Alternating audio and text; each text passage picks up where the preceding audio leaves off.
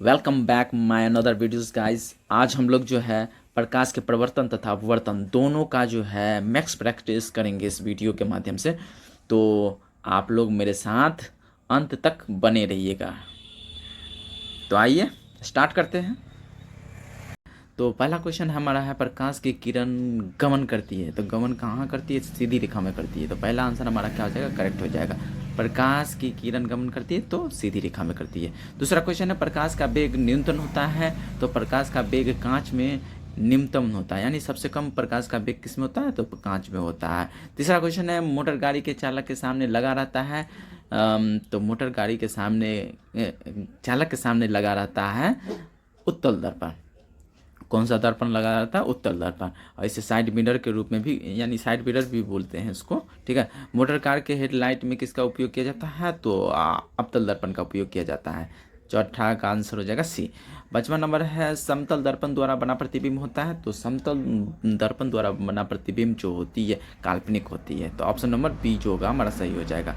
6 number question है, lens की क्षमता का ऐसा मात्रक क्या है? तो लेंस का क्षमता का ऐसा मात्रक डायऑप्टर है। तो ऑप्शन नंबर ए हो जाएगा करेक्ट, ठीक है। और 7वां नंबर क्वेश्चन है, प्रकाश की किरणों का पथ दर्शाने वाले चित्रों को कहा जाता है। तो प्रकाश की किरणों का पथ दर्शाने वाले चित्रों को क्या कहा जाता है? किरण आलेख कहा जाता है। अगला क्वेश्चन है 8वां नंबर, 2D क्षमता वाले लेंस का फोकसांतर होता है। तो 2D क्षमता वाले लेंस का फोकसांतर क्या होगा? तो देखिए इसको हम बनाएंगे, आइए बनाते हैं। देखिए पावर क्या दिया है? 2D दिया है, मतलब लेंस का शक्ति दिया है 2D। तो हमको F निकालना है। तो हम जानते हैं कि P बराबर होता है 1/F, होता है ना। तो यहाँ पर हम F निकालेंगे तो F बराबर 1/P हो जाएगा। तो आंसर हमारा क्या हो जाएगा? 1/2, यानी ये हो जाएगा 0.5 मीटर। लेकिन हमको सेंटीमीटर में बदलना है तो इसको हम 100 से गुना करेंगे तो हो जाएगा 0.5 इंटू 100, इसको गुना करोगे तो 50 सेंटीमीटर आंसर आ जाएगा। कितना आ जाएगा? 50 सेंटीमीटर। तो इसका ऑप्शन नंबर डी जो होगा करेक्ट होगा। ये देखिए न्यूमेरिकल क्वेश्चन है, इसको बना कर ही चेक करेंगे, ऐसे तुक्का मार के याद करके नहीं रखेंगे, क्योंकि इसको बनाना पड़ेगा भाई। न्यूमेरिकल क्वेश्चन है तो इसको बनाना पड़ेगा, ठीक है। तो इसका ऑप्शन नंबर जो होगा डी। सेंटीमीटर तो उसकी क्षमता होगी तो इसको भी भाई बनाना पड़ेगा। उत्तल लेंस है तो प्लस में ही होगा, माइनस में नहीं हो सकता। अवतल लेंस रहता तो प्लस में होता, ठीक है। सॉरी, अवतल लेंस होता तो माइनस में होता, लेकिन उत्तल लेंस है तो प्लस में होगा, ठीक है। तो माइनस वाला तो ऑप्शन गया भाई, ये ऑप्शन नहीं हो सकता और ये ऑप्शन नहीं हो सकता, तो होगा ए या डी होगा। तो आइए पता कैसे करते हैं। देखिए क्षमता निकालने के लिए P बराबर फार्मूला होता है 1/F। अरे मीटर में लेंगे, यहाँ सेंटीमीटर में, तो इसको मीटर में चेंज करेंगे तो 0.5 आएगा। 100 से भाग करेंगे तो ये हो जाएगा 1.0.5। इसको एक उड़ाएंगे तो हम लोग 10 ऊपर 5 दूना 10, यानी 2D आंसर हो जाएगा, डायऑप्टर। तो लेंस की क्षमता क्या हो जाएगा? 2D। तो ऑप्शन नंबर डी जो होगा करेक्ट होगा, ठीक है। समझ में आया होगा आप लोगों को। तो आइए नेक्स्ट क्वेश्चन देखते हैं। अगला क्वेश्चन है, प्रकाश की किरणों के समूह को कहते हैं, प्रकाश की किरणों के समूह को क्या कहते हैं? तो किरण पुंज कहते हैं। तो बी नंबर ऑप्शन हमारा यहाँ करेक्ट हो जाएगा। देखिए ऑप्शन बी दिया ही हुआ है। उत्तल लेंस की क्षमता होता है तो उत्तल लेंस का क्षमता जो है धनात्मक होती है, और लेकिन अवतल लेंस का क्षमता जो होता है ऋणात्मक होती है, समझ गई। तो अवतल लेंस की क्षमता क्या होगा? ऋणात्मक। अभी बताएं। उत्तल लेंस को कहते हैं, तो उत्तल लेंस को क्या कहते हैं? उत्तल लेंस को कहते हैं अभिसारी लेंस, अवतल लेंस को कहते हैं अपसारी लेंस। तो उत्तल लेंस को क्या कहेंगे? अभिसारी लेंस, ठीक है। अवतल लेंस को क्या कहेंगे? अपसारी लेंस। तो ऑप्शन नंबर सी जो होगा 14 का सही हो जाएगा। तो ये क्वेश्चन सब है ऑब्जेक्टिव में बराबर पूछता रहता है, इसलिए इस क्वेश्चन को भी बढ़िया से याद रखिएगा आप लोग। देखिए अगला क्वेश्चन क्या है, निम्न में से कौन सा पदार्थ लेंस बनाने के लिए प्रयुक्त नहीं किया जाता है? तो कौन सा पदार्थ है जो लेंस को बनाने के लिए प्रयोग नहीं किया जाता है? तो मिट्टी नहीं किया जाता, बाकी सब का प्रयोग किया जाता है। जल का भी प्रयोग किया जाता है, कांच, प्लास्टिक, इस सभी का प्रयोग किया जाता है, बट मिट्टी का प्रयोग नहीं किया जाता है। अगला क्वेश्चन है 16 नंबर, किस दर्पण से हमेशा वस्तु से छोटा प्रतिबिंब प्राप्त होता है? तो कौन सा दर्पण है जिससे वस्तु का छोटा प्रतिबिंब प्राप्त होता है? तो ऑप्शन नंबर बी जो होगा उत्तल दर्पण से जो है वस्तु का छोटा प्रतिबिंब प्राप्त होता है। तो ऑप्शन नंबर बी जो होगा सही हो जाएगा। 17 नंबर क्वेश्चन है, किस दर्पण से वस्तु का बड़ा प्रतिबिंब बनता है? किस दर्पण से वस्तु का बड़ा प्रतिबिंब बनता है तो अवतल दर्पण से होगा। अवतल दर्पण से वस्तु का बड़ा प्रतिबिंब बनेगा और उत्तल दर्पण से वस्तु का छोटा प्रतिबिंब बनेगा। ये दोनों को याद भी रखिएगा, अच्छा रहेगा, क्योंकि सब क्वेश्चन बराबर पूछता रहता है। प्रकाश के परावर्तन के कितने नियम होते हैं? तो प्रकाश के परावर्तन के 2 नियम होते हैं। तो ऑप्शन नंबर बी जो होगा इसका सही हो जाएगा। जब प्रकाश की किरण हवा से कांच में प्रवेश करती है तो मुड़ जाती है, तो अभिलंब से दूर चली जाती है? नहीं, अभिलंब से निकट हो जाती है। तो जब प्रकाश की किरण हवा से कांच में प्रवेश करती है तो मुड़ जाती है और अभिलंब के निकट आ जाती है। समझ गए? फोटोग्राफी कैमरा का अभिदृश्यक होता है तो उसका अभिदृश्यक जो होता है उत्तल लेंस का होता है। फोटोग्राफी कैमरा में उत्तल लेंस लगा रहता है, याद रखिएगा इसको भी। साइड मिरर के रूप में प्रयुक्त किया जाता है, तो हम भी बताएं उत्तल दर्पण को प्रयोग किया जाता है। इसको पीछे भी बताए थे कि साइड मिरर के रूप में उत्तल दर्पण का प्रयोग किया जाता है। एक अवतल दर्पण की फोकस दूरी 10 सेंटीमीटर तो उसकी वक्रता त्रिज्या क्या होगी? देखिए इसको हमको बनाना पड़ेगा, तो आइए बनाते हैं। यहाँ क्या दिया हुआ है? फोकस दूरी दिया है, यानी एफ दिया हुआ 10 सेंटीमीटर, ठीक है। हमको निकालना आर निकालना, तो हम जानते हैं कि आर बराबर क्या होता है? F/2 होता है। F/2 नहीं गलत, F/2 नहीं होता है, 2F होता है। क्या होता है? 2F। F बराबर R/2 होता है, समझिए, ये फार्मूला होता है। जनरली ये फार्मूला याद रखिएगा, बन जाएगा। तो यहाँ हमको R निकालना है, तो 2 गुने F यानी 20 सेंटीमीटर हो जाएगा इसका आंसर। क्या हो जाएगा? 20 सेंटीमीटर। तो ऑप्शन नंबर इसका क्या हो जाएगा? ऑप्शन नंबर जो हो जाएगा B is the right answer. Option number B is the right answer. निर्गत किरण एवं अभिलंब के बीच के कोण को कहते हैं? तो निर्गत किरण और अभिलंब के बीच को क्या कहेंगे? निर्गत कोण कहेंगे। निर्गत किरण और अभिलंब के बीच के कोण को निर्गत किरण, आपतित किरण और अभिलंब के बीच को आपतन कोण, परावर्तित किरण और अभिलंब के बीच को परावर्तन कोण। इस तरह से याद रखना है तीनों को बढ़िया से। सरल सूक्ष्मदर्शी में किसका उपयोग होता है? तो सरल सूक्ष्मदर्शी में उत्तल लेंस का उपयोग किया जाता है। तो ऑप्शन नंबर डी जो होगा सही हो जाएगा। किस लेंस के द्वारा सिर्फ काल्पनिक प्रतिबिंब बनता है? तो ये ऑप्शन नंबर बी जो होगा, अवतल लेंस के द्वारा काल्पनिक प्रतिबिंब बनता है, लेकिन उत्तल लेंस से वास्तविक प्रतिबिंब बनाया जाता है, ठीक है। 26 नंबर क्वेश्चन है, परावर्तन के नियम से निर्धारित होता है। परावर्तन के नियम से क्या निर्धारित होती है? आपतन कोण और परावर्तन कोण, ये दोनों बराबर होता है, सही है। तो A number is the right answer हो जाएगा भाई, ठीक है। और 27 नंबर क्वेश्चन हमारा क्या है? काल्पनिक प्रतिबिंब होता है, सीधा होता है, उल्टा होता है? तो काल्पनिक प्रतिबिंब सीधा होती है, उल्टा नहीं होती है, ठीक है। तो option number A is the right answer. Lens में मुख्य फोकस की संख्या कितनी होती है? मुख्य फोकस की संख्या 2 होती है। मुख्य जो है फोकस होती है लेंस में 2 फोकस होती है। और 29 नंबर क्वेश्चन है, सर्च लाइट का परावर्तक सतह होता है। तो सर्च लाइट का परावर्तक सतह कैसा होता है? तो अवतल होता है। कैसा होता है? अवतल होता है। तो B number is the right answer. 30 number question है, तीसरा नंबर, दाढ़ी बनाने में कौन सा दर्पण प्रयुक्त होता है? तो दाढ़ी बनाने में अवतल दर्पण का प्रयोग किया जाता है, सी नंबर।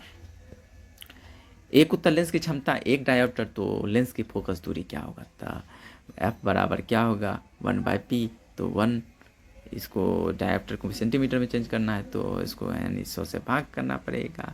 देखो उत्तल लेंस है तो भाई सबसे पहले तो ये प्लस वाला ही होगा, माइनस वाला तो होगा नहीं क्या। तो इसको आइए हम देखते बनाते हैं, इसको कैसे बनाएंगे। P बराबर क्या होगा? 1/f होगा ना, लेकिन हमको f है निकालना है। तो f बराबर क्या होगा? 1/p। तो P दिया हुआ है 1/1, मीटर में दिया हुआ है कि 1 डायोप्टर होता है 1 मीटर के बराबर होता है ना। तो ये मीटर में दिया हुआ है, तो भाई इसको सेंटीमीटर में चेंज करने के लिए हमको क्या करना पड़ेगा? 1 मीटर आया तो इसको सेंटीमीटर में चेंज करने के लिए 100 से गुना कर देंगे, तो 100 सेंटीमीटर हो जाएगा। तो ऑप्शन नंबर सी जो होगा हमारा राइट आंसर होगा।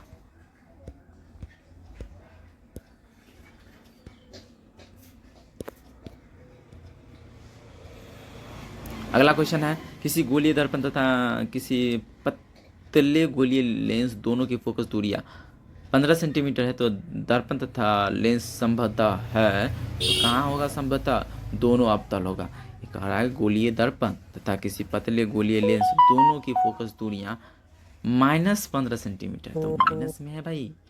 जब ये माइनस में आया तो कहने का मतलब ये दोनों अवतल होगा। अवतल लेंस अवतल लेंस भी होगा और अवतल दर्पण भी होगा, समझ गया। तो अवतल कुछ भी हो, लेंस हो या दर्पण हो, वो दोनों क्या होगा, निगेटिव होता है, नकारात्मक यानी ऋणात्मक होता है। और उत्तल दोनों यानी लेंस भी उत्तल और अवतल लेंस, उत्तल लेंस और उत्तल दर्पण, ये दोनों धनात्मक होती है, याद रखिएगा इसको, ठीक है। प्रकाश के अपवर्तन के कितने नियम होते हैं, तब प्रकाश के अपवर्तन के भी 2 नियम होते हैं, अपरावर्तन के भी 2 नियम होते हैं, दोनों भी याद रखिएगा, ठीक है। किसी माध्यम के अपवर्तनांक का मान होता है, तो किसी माध्यम का अपवर्तनांक जो होती है साइन आई बटा साइन आर, यानी ए नंबर ऑप्शन सही होगा। अगला क्वेश्चन है 35 नंबर, एक उत्तल लेंस होता है, तो एक उत्तल लेंस क्या होता है भाई, एक उत्तल लेंस जो होता है किनारे की अपेक्षा बीच में मोटा होता है। देखिए उत्तल लेंस और अवतल लेंस समझिएगा क्या होता है। ये जो हो गया, ये किनारे की अपेक्षा उत्तल लेंस ही ऐसा होता है, किनारे की अपेक्षा बीच में क्या होता है, मोटा होता है। और अवतल लेंस कैसा होता है, बीच की अपेक्षा किनारे में मोटा होता है। इस तरह से ये अवतल लेंस हो गया, अवतल लेंस, ठीक है। और ये हो गया उत्तल लेंस, ठीक। ऐसे उत्तल लेंस होगा और ये अवतल लेंस होगा। तो ये क्या है, किनारे की अपेक्षा बीच में मोटा है, तो ऑप्शन नंबर सी हो जाएगा हमारा इसका आंसर।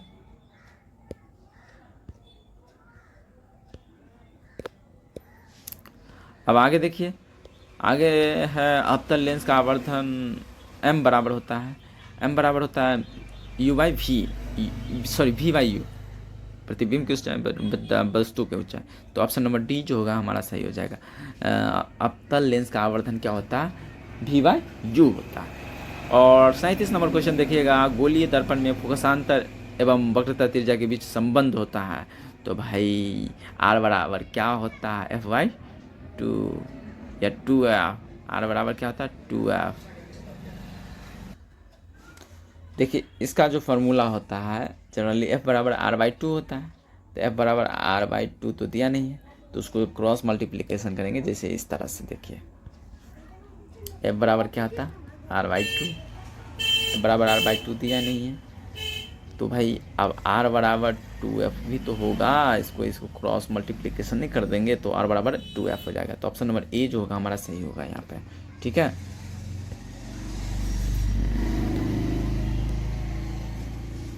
और 38 नंबर क्वेश्चन है, सोलर कुकर में प्रयोग किया जाता है, तो सोलर कुकर में क्या प्रयोग किया जाता है भाई, अवतल दर्पण का प्रयोग किया जाता है सोलर कुकर में। और 39 नंबर क्वेश्चन में उत्तल लेंस में बना प्रतिबिंब होता है, तो उस उत्तल लेंस से बना प्रतिबिंब कैसा होता है भाई, तो उत्तल लेंस से बना प्रतिबिंब जो होता है वास्तविक और उल्टा होता है। तो ऑप्शन नंबर बी जो होगा 39 का सही होगा, ठीक है। 40 नंबर क्वेश्चन है, उत्तल लेंस में जब बिंब f और 2f के बीच रखा जाता है तब बना प्रतिबिंब होता है बड़ा और वास्तविक, तो ऑप्शन नंबर ए जो होगा सही होगा, ठीक है 40 का। 41 नंबर क्वेश्चन, दो वक्रीय पृष्ठों से घिरे ठोस माध्यम को कहते हैं गोलीय लेंस कहते हैं। तो लेंस का परिभाषा क्या हो जाएगा भाई, दो वक्रीय पृष्ठों से घिरे ठोस माध्यम को लेंस कहते हैं, ठीक है। और 42 नंबर क्वेश्चन है, वह गोलीय दर्पण जो बाहर की तरफ वक्रित हो कहलाता है उत्तल दर्पण, क्या कहलाता है, उत्तल दर्पण, ठीक है। और 43 नंबर क्वेश्चन है, गोलीय दर्पण के परावर्तक पृष्ठ के केंद्रों को दर्पण का कहा जाता है, बी नंबर ध्रुव कहा जाता है। गोलीय दर्पण के परावर्तक पृष्ठ के केंद्र को दर्पण का क्या कहा जाता है, ध्रुव, तो बी नंबर ऑप्शन सही हो जाएगा। किसी लेंस द्वारा उत्पन्न आवर्धन का ऐसा मात्रक होता है,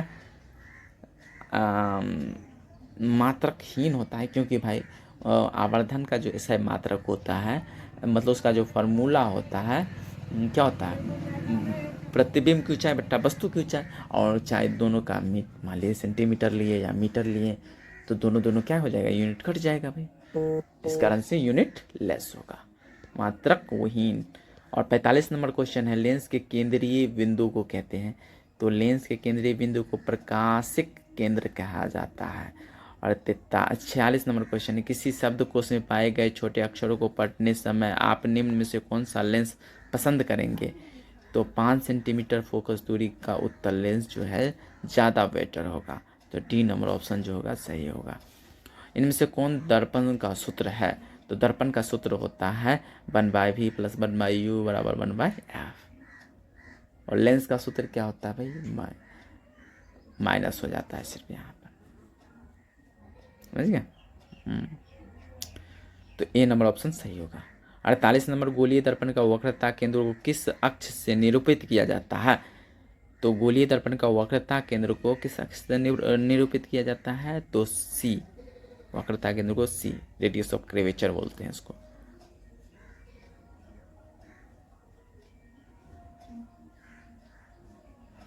और 39 नंबर क्वेश्चन है, निर्वात में प्रकाश की चाल कितना होता है? 3 लाख किलोमीटर पर सेकंड, या उसे बोलते हैं 3 × 10⁸ मीटर पर सेकंड में 10⁸ होगा, ठीक है। तो ए नंबर ऑप्शन सही हो जाएगा। 50 नंबर आखिरी क्वेश्चन है इस वीडियो का, देखिए क्या है। दंत विशेषज्ञ मरीजों के दांतों का बड़ा प्रतिबिंब देखने के लिए किस दर्पण का प्रयोग किया जाता है? तो सीधा सीधा क्वेश्चन पूछा है कि मतलब डॉक्टर कौन सा दर्पण का प्रयोग करता है भाई? तो अवतल दर्पण का प्रयोग करता है। ऑप्शन नंबर ए हो जाएगा सही, ठीक है।